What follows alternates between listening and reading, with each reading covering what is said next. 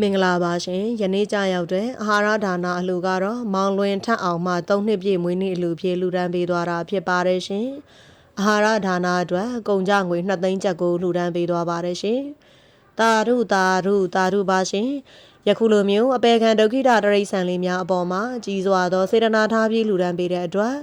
စေတနာရှင်မွေးနေ့ရှင်မောင်လွင်ထက်အောင်လည်း3နှစ်ပြည့်မွေးနေ့မှာစာရွေနောက်နှစ်ပေါင်းများစွာတိုင်ကိုစိတ်နှပြချမ်းမှချမ်းသာပါစေရှင်အန္တရာယ်ကင်းဘေးရှင်ပါစေစီးပွားလှလှပါများလည်းပွင့်လန်းဝေစားကြပါစေအလုတ်ကင်ကြံစီများလည်းအောင်မြင်ကြပါစေမရှိစကားမကြားရပါစေနဲ့အလှရေဆက်လက်နဲ့မကွာအမြဲမပြတ်လှူနိုင်တန်းနိုင်သောပုဂ္ဂိုလ်ထူးများလည်းဖြစ်ကြပါစေရှင်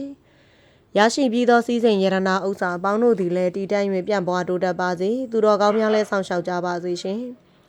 ရတနာရွှေငွေဥစ္စာပစ္စည်းများလည်းဝင်လာမဆဲတသေးသေးဖြစ်ကြ၍